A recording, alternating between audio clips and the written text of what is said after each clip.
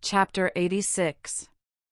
Le caresse sacre d'amour comme d'un seul divin que le conserve, de la l'incorruptible adherence de ce que est centimètres de l'aube de la vie, et la fraiture de vieux amours prolongés.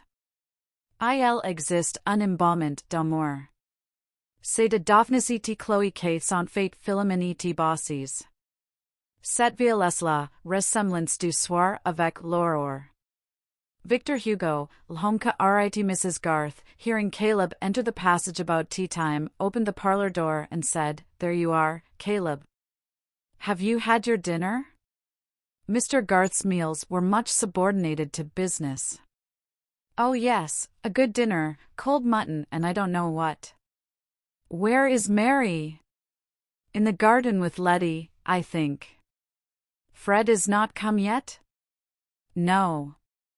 "Are you going out again without taking tea, Caleb?" said Mrs. Garth, seeing that her absent-minded husband was putting on again the hat which he had just taken off. No, I'm only going to Mary a minute." Mary was in a grassy corner of the garden, where there was a swing loftily hung between two pear trees. She had a pink kerchief tied over her head, making a little poke to shade her eyes from the level sunbeams, while she was giving a glorious swing to Letty, who laughed and screamed wildly. Seeing her father, Mary left the swing and went to meet him, pushing back the pink kerchief and smiling afar off at him with the involuntary smile of loving pleasure. "I came to look for you, Mary," said Mr. Garth. "Let us walk about a bit." Mary knew quite well that her father had something particular to say. His eyebrows made their pathetic angle, and there was a tender gravity in his voice. These things had been signs to her when she was Letty's age. She put her arm within his, and they turned by the row of nut trees. "It will be a sad while before you can be married, Mary," said her father, not looking at her, but at the end of the stick which he held in his other hand. "Not a sad while, father, I mean to be Mary," said Mary, laughingly. "I have been single and merry for 24 years and more. I suppose it will not be quite as long again as that." Then, after a little pause, she said, more gravely, bending her face before her father's, "If you are contented with Fred?" Caleb screwed up his mouth and turned his head aside wisely. "Now, father, you did praise him last Wednesday. You said he had an uncommon notion of stock, and a good eye for things." "Did I?" said Caleb, rather slyly. "Yes, I put it all down, and the date, Anno Domini, and everything," said Mary. "You like things to be neatly booked. And then his behavior to you, father, is really good. He has a deep respect for you, and it is impossible to have a better temper than Fred has." You want to coax me into thinking him a fine match." "No, indeed, father. I don't love him because he is a fine match." "What for, then?" "Oh, dear, because I have always loved him. I should never like scolding anyone else so well, and that is a point to be thought of in a husband." "Your mind is quite settled, then, Mary," said Caleb, returning to his first tone. "There's no other wish come into it since things have been going on as they have been of late?" Caleb meant a great deal in that vague phrase "winky face." "Because, better late than never. A woman must not force her heart, she'll do a man no good by that." "My feelings have not changed, father," said Mary, calmly.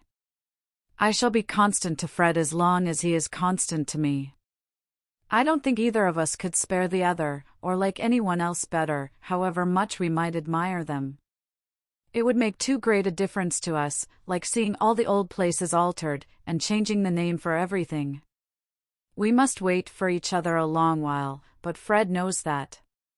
Instead of speaking immediately, Caleb stood still and screwed his stick on the grassy walk. Then he said, with emotion in his voice, "Well, I've got a bit of news. What do you think of Fred going to live at Stone Court, and managing the land there?" "How can that ever be, father?" said Mary, wonderingly. "He would manage it for his Aunt Bulstrode. The poor woman has been to me begging and praying. She wants to do the lad good, and it might be a fine thing for him. With saving, he might gradually buy the stock, and he has a turn for farming. Oh, Fred would be so happy. It is too good to believe. Ah, but mind you, said Caleb, turning his head warningly, I must take it on my shoulders, and be responsible, and see after everything, and that will grieve your mother a bit, though she mayn't say so. Fred had need be careful. Perhaps it is too much, father, said Mary, checked in her joy. There would be no happiness in bringing you any fresh trouble. Nay, nay, work is my delight, child, when it doesn't vex your mother. And then, if you and Fred get married, here Caleb's voice shook just perceptibly, he'll be steady and saving, and you've got your mother's cleverness, and mine too, in a woman's sort of way, and you'll keep him in order. He'll be coming by and by, so I wanted to tell you first, because I think you'd like to tell him by yourselves. After that, I could talk it well over with him, and we could go into business and the nature of things. Oh, you dear good father, cried Mary, putting her hands round her father's neck, while he bent his head placidly, willing to be caressed. I wonder if any other girl thinks her father the best man in the world. Nonsense, child, you'll think your husband better. Impossible, said Mary, relapsing into her usual tone. Husbands are an inferior class of men, who require keeping in order. When they were entering the house with Letty, who had run to join them, Mary saw Fred at the orchard gate, and went to meet him. What fine clothes you wear, you extravagant youth, said Mary, as Fred stood still and raised his hat to her with playful formality. You are not learning economy. Now that is too bad, Mary, said Fred. Just look at the edges of these coat cuffs. It is only by dint of good brushing that I look respectable. I am saving up 3 suits, one for a wedding suit. How very droll you will look, like a gentleman in an old-fashioned book. Oh no, they will keep 2 years. 2 years. Be reasonable, Fred, said Mary, turning to walk. Don't encourage flattering expectations. Why not? One lives on them better than on unflattering ones. If we can't be married in 2 years, the truth will be quite bad enough when it comes. I have heard a story of a young gentleman who once encouraged flattering expectations, and they did him harm. Mary, if you've got something discouraging to tell me, I shall bolt. I shall go into the house to Mr. Garth. I am out of spirits. My father is so cut up, home is not like itself. I can't bear any more bad news. Should you call it bad news to be told that you were to live at Stone Court, and manage the farm, and be remarkably prudent, and save money every year till all the stock and furniture were your own, and you are a distinguished agricultural character, as Mr. Borthrop Trumbull says, rather stout, I fear, and with the Greek and Latin sadly weather-worn? You don't mean anything except nonsense, Mary, said Fred, coloring slightly nevertheless. That is what my father has just told me of as what may happen, and he never talks nonsense, said Mary, looking up at Fred now, while he grasped her hand as they walked, till it rather hurt her, but she would not complain. Oh, I could be a tremendously good fellow then, Mary, and we could be married directly. Not so fast, sir. How do you know that I would not rather defer our marriage for some years? That would leave you time to misbehave, and then if I liked someone else better, I should have an excuse for jilting you. Pray don't joke, Mary, said Fred, with strong feeling. Tell me seriously that all this is true, and that you are happy because of it, because you love me best. It is all true, Fred, and I am happy because of it, because I love you best, said Mary, in a tone of obedient recitation. They lingered on the doorstep under the steep-roofed porch, and Fred almost in a whisper said, when we were first engaged, with the umbrella ring, Mary, you used to— The spirit of joy began to laugh more decidedly in Mary's eyes, but the fatal Ben came running to the door with Brownie yapping behind him, and, bouncing against them, said, Fred and Mary, are you ever coming in, or may I eat your cake? Finale. Every limit is a beginning as well as an ending. Who can quit young lives after being long in company with them, and not desire to know what befell them in their after years? For the fragment of a life, however typical, is not the sample of an even web, promises may not be kept, and an ardent outset may be followed by declension, latent powers may find their long-awaited opportunity, a past error may urge a grand retrieval. Marriage, which has been the bourne of so many narratives, is still a great beginning, as it was to Adam and Eve, who kept their honeymoon in Eden, but had their first little one among the thorns and thistles of the wilderness. It is still the beginning of the home epic, the gradual conquest or irremediable loss of that complete union which makes the advancing years a climax, and age the harvest of sweet memories in common. Some set out, like crusaders of old, with the glorious equipment of hope and enthusiasm and get broken by the way, wanting patience with each other and the world. All who have cared for Fred Vincy and Mary Garth will like to know that these two made no such failure, but achieved a solid mutual happiness. Fred surprised his neighbors in various ways. He became rather distinguished in his side of the county as a theoretic and practical farmer, and produced a work on the cultivation of green crops and the economy of cattle feeding which won him high congratulations at agricultural meetings. In Middlemarch admiration was more reserved. Most persons there were inclined to believe that the merit of Fred's authorship was due to his wife, since they had never expected Fred Vincy to write on turnips and mangelwurzel.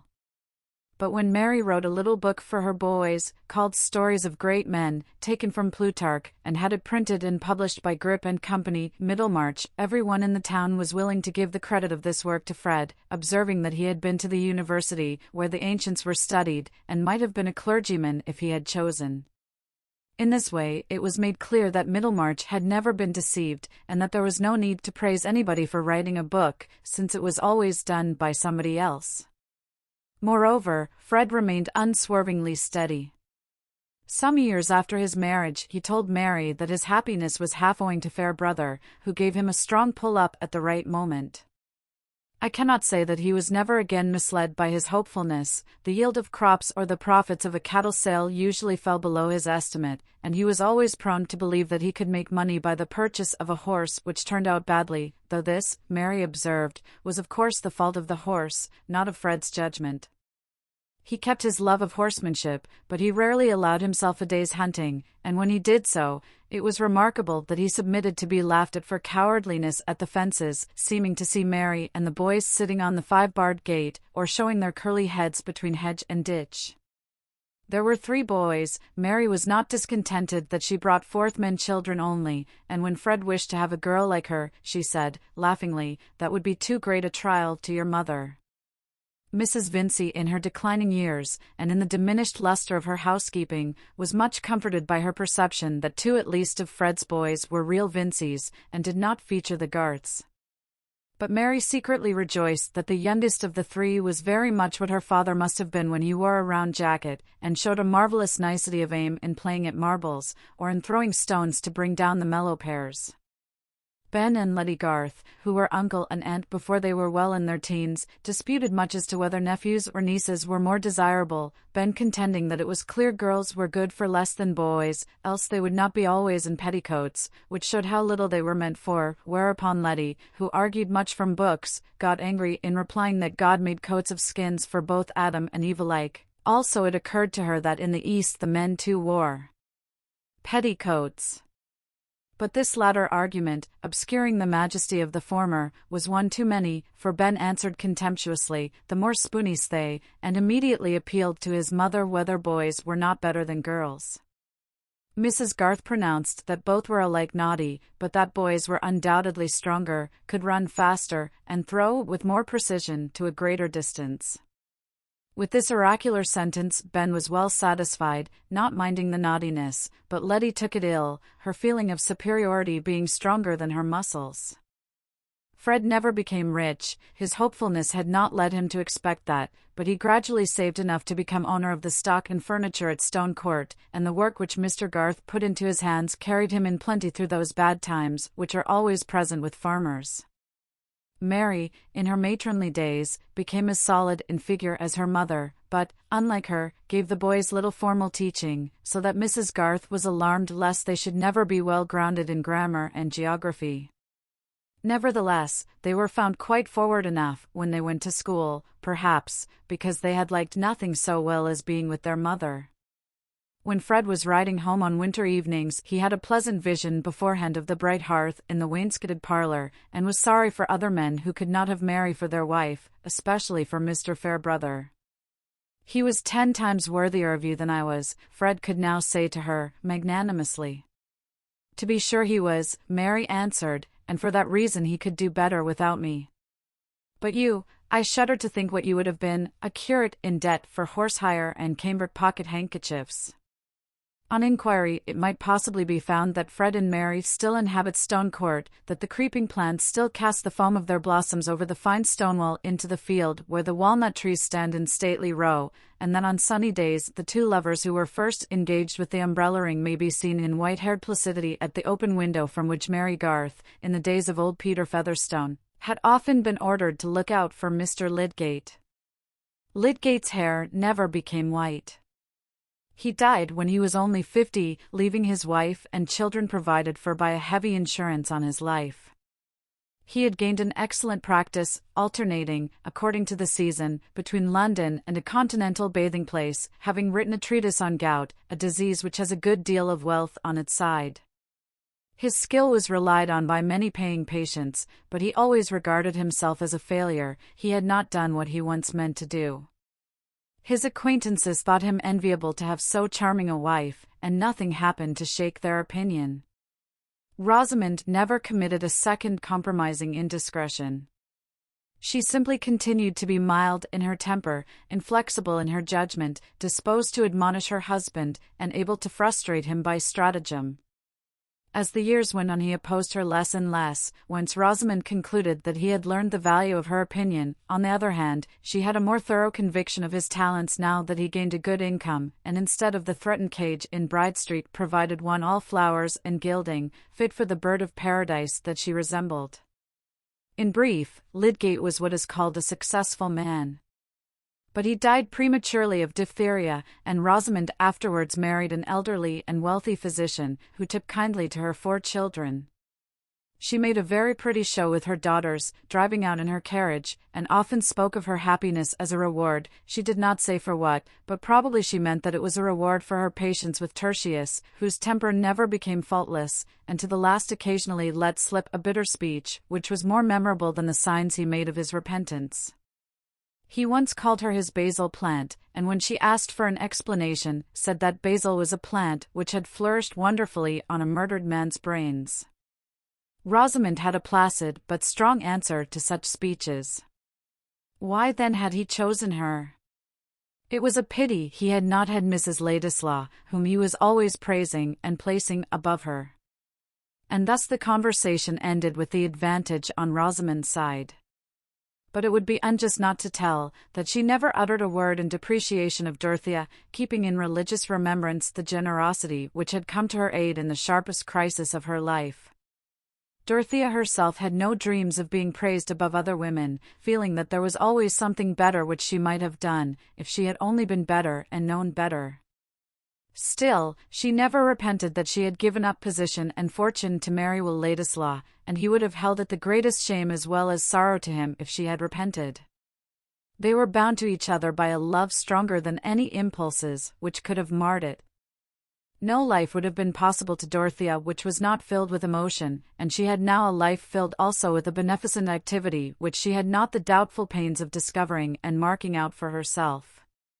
Will became an ardent public man, working well in those times when reforms were begun with a young hopefulness of immediate good which has been much checked in our days, and getting at last returned to Parliament by a constituency who paid his expenses. Dorothea could have liked nothing better, since wrongs existed, than that her husband should be in the thick of a struggle against them, and that she should give him wifely help. Many who knew her thought it a pity that so substantive and rare a creature should have been absorbed into the life of another, and be only known in a certain circle as a wife and mother. But no one stated exactly what else that was in her power she ought rather to have done, not even Sir James Chatham, who went no further than the negative prescription that she ought not to have married Will Ladislaw. But this opinion of his did not cause a lasting alienation, and the way in which the family was made whole again was characteristic of all concerned. Mr. Brooke could not resist the pleasure of corresponding with Will and Dorothea, and one morning when his pen had been remarkably fluent on the prospects of municipal reform, it ran off into an invitation to the Grange, which, once written, could not be done away with at less cost than the sacrifice, hardly to be conceived, of the whole valuable letter. During the months of this correspondence Mr. Brooke had continually, in his talk with Sir James Chatham, been presupposing or hinting that the intention of cutting off the entail was still maintained, and the day on which his pen gave the daring invitation, he went to Freshitt expressly to intimate that he had a stronger sense than ever of the reasons for taking that energetic step as a precaution against any mixture of low blood in the air of the Brookes. But that morning something exciting had happened at the Hall. A letter had come to Celia which made her cry silently as she read it, and when Sir James, and used to see her in tears, asked anxiously what was the matter, she burst out in a wail such as he had never heard from her before. "Dorothea has a little boy. And you will not let me go and see her. And I am sure she wants to see me. And she will not know what to do with the baby, she will do wrong things with it. And they thought she would die. It is very dreadful. Suppose it had been me and little Arthur, and Dodo had been hindered from coming to see me. I wish you would be less unkind, James." "Good heavens, Celia," said Sir James, much wrought upon, "what do you wish?" "I will do anything you like. I will take you to town tomorrow if you wish it." And Celia did wish it. It was after this that Mr. Brooke came, and meeting the baronet in the grounds, began to chat with him in ignorance of the news, which Sir James for some reason did not care to tell him immediately. But when the entail was touched on in the usual way, he said, "My dear sir, it is not for me to dictate to you, but for my part one would let that alone. I would let things remain as they are." Mr. Brooke felt so much surprised that he did not at once find out how much he was relieved by the sense that he was not expected to do anything in particular. Such being the bent of Celia's heart, it was inevitable that Sir James should consent to a reconciliation with Dorothea and her husband. Where women love each other, men learn to smother their mutual dislike. Sir James never liked Ladislaw, and will always preferred to have Sir James's company mixed with another kind. They were on a footing of reciprocal tolerance, which was made quite easy only when Dorothea and Celia were present. It became an understood thing that Mr. and Mrs. Ladislaw should pay at least 2 visits during the year to the Grange, and there came gradually a small row of cousins at Freshitt who enjoyed playing with the 2 cousins visiting Tipton as much as if the blood of these cousins had been less dubiously mixed. Mr. Brooke lived to a good old age, and his estate was inherited by Dorothea's son, who might have represented Middlemarch, but declined, thinking that his opinions had less chance of being stifled if he remained out of doors. Sir James never ceased to regard Dorothea's second marriage as a mistake, and indeed this remained the tradition concerning it in Middlemarch, where she was spoken of to a younger generation as a fine girl who married a sickly clergyman, old enough to be her father, and in little more than a year after his death gave up her estate to marry his cousin, young enough to have been his son, with no property, and not well born. Those who had not seen anything of Dorothea usually observed that she could not have been a nice woman, else she would not have married either the one or the other. Certainly those determining acts of her life were not ideally beautiful. They were the mixed result of young and noble impulse struggling amidst the conditions of an imperfect social state, in which great feelings will often take the aspect of error, and great faith the aspect of illusion. For there is no creature whose inward being is so strong that it is not greatly determined by what lies outside it. A new Teresa will hardly have the opportunity of reforming a conventual life, any more than a new Antigone will spend her heroic piety in daring all for the sake of a brother's burial. The medium in which their ardent deeds took shape is forever gone. But we insignificant people with our daily words and acts are preparing the lives of many Dorotheas, some of which may present a far sadder sacrifice than that of the Dorothea whose story we know. Her finely touched spirit had still its fine issues, though they were not widely visible. Her full nature, like that river of which Cyrus broke the strength, spent itself in channels which had no great name on the earth. But the effect of her being on those around her was incalculably diffusive, for the growing good of the world is partly dependent on unhistoric acts, and that things are not so ill with you and me as they might have been, is half owing to the number who lived faithfully a hidden life, and rest in unvisited tombs. The end.